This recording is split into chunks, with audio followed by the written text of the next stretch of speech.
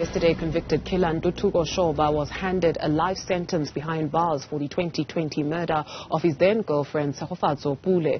While the country was digesting this development, we heard of the alleged gang rape of 8 women in Krugersdorp. One woman was allegedly raped by 10 men. And we asked whether we're finding ourselves in a situation where we're making progress, making one step forward but taking 10 steps back. We're joined by advocate Brenda Madumise, Wise for Africa Director. Thank you, ma'am, for your patience with us this morning. When we take a look at this concept of law and order, how should we understand it in relation to the proliferation of violent crime in South Africa? Good morning, Juju. You know, the law and order that we speak of is non-existent in this country. In this manner and in this sense. The brazenness and the boldness of people to commit acts of violence against others, it happens precisely because they believe that they can get away with it. And I'll explain why I'm saying what I'm saying. If you have a woman violated and raped, and it takes a year to investigate that rape, what justice does it show it to anybody? Because even to the perpetrator of that violent crime is sitting and enjoying life as if nothing has happened, because he has not been made to face the consequences of his actions, because it takes that long to investigate and prosecute successfully.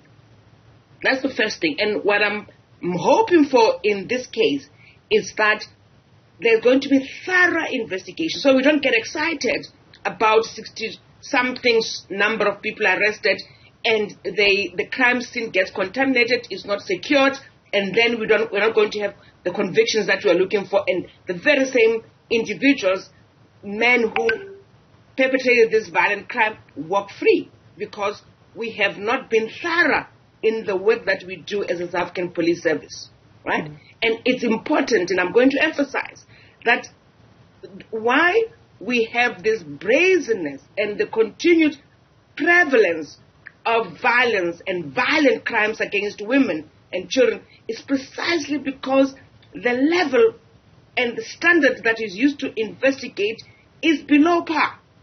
And you need the South African police to up their game and take these matters seriously. The excitement at the moment is that people have been arrested. That's but one of the many things that must happen with this case. So we don't want to be disappointed in a couple of weeks' time when we are told that there's nothing linking these perpetrators to the rape.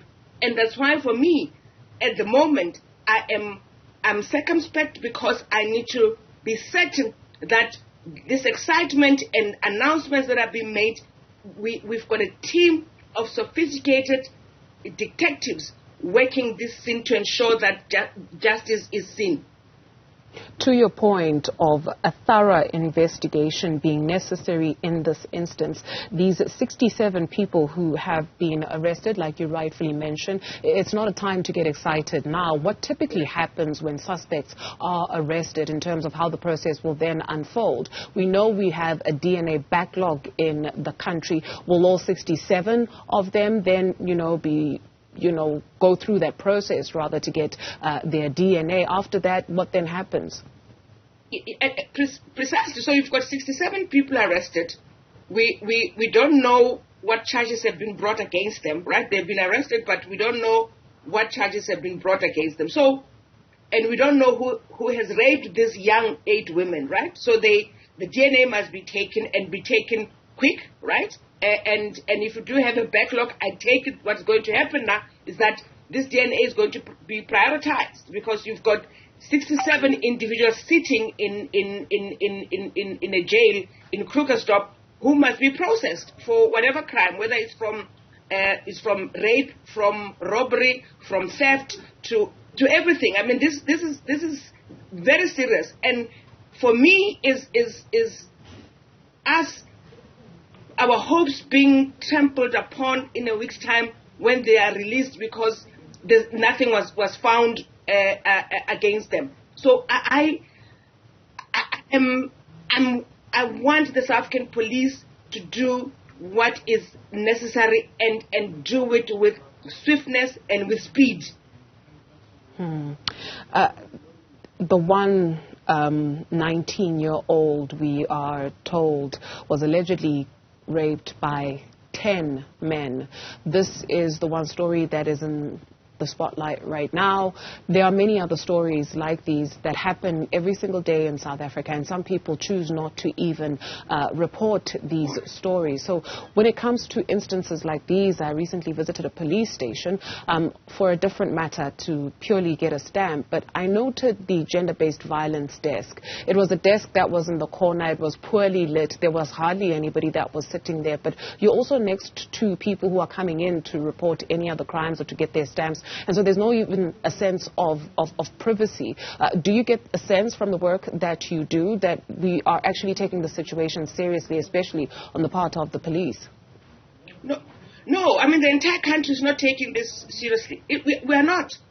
We pontificate, we release statements, we get angry, we get agitated, we get outraged, and we move on to the next thing. This is what is going to happen. I mean, we're going to move on to the next one. We have been consistent in saying to this country, in particular the leadership of this country, if you hold the view that gender violence is a pandemic, a second pandemic, the way you respond to it is the way you respond to a pandemic.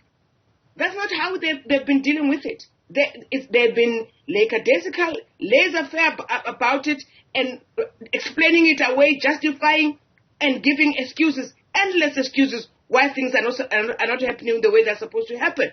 So don't tell us that it's a pandemic if you're not going to marshal all the resources to ensure that we deal with this scourge. If you can have fusion centers that deals with corruption, what stops you from having a fusion center on gender-based violence so that you have a multidisciplinary team that works on these cases immediately? And for me, is when we're dealing with these cases, is when something has happened. We should be spending effort and time and resources in preventing this from happening in the first place. No girl, no woman in this country should feel unsafe. You can't be doing work, doing a video, and in you never thought of someone violating you in the manner that these girls were violated. Come on. As a country,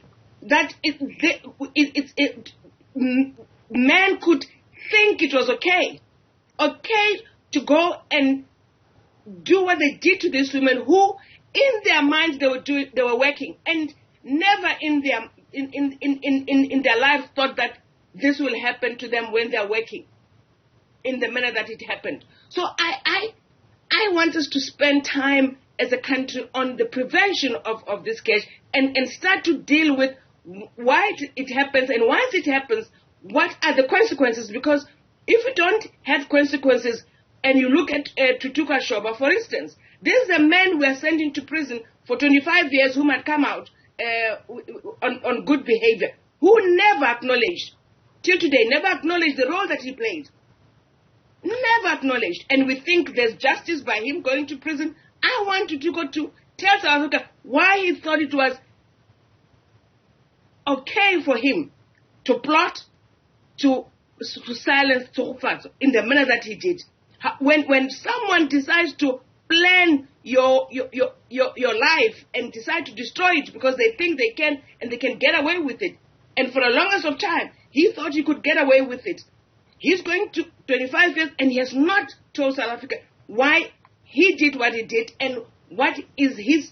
He needs to atone and tell us whether he believes that the action was warranted, and he has not done that, and he's going to prison. He's going to sit there. We're going to give him 3 meals a day, and Ntuthuko might even decide to study in prison and come out being a lawyer out of this experience. So this, for me, is we, as a country, we're skirting the issue. We are not addressing it and confronting it head on, and we think that we can resolve it by coming in television as the Minister of Police and telling us, oh, we have now arrested 67 people and we must clap. No, we're not going to be praising a fish for swimming. That's their job. They're supposed to be doing it and doing it for every citizen of this country. Once they are violated, act and get results. I mean, it's just nonsensical what is happening in this country. That every time we have to be asked to be speaking on this subject matter,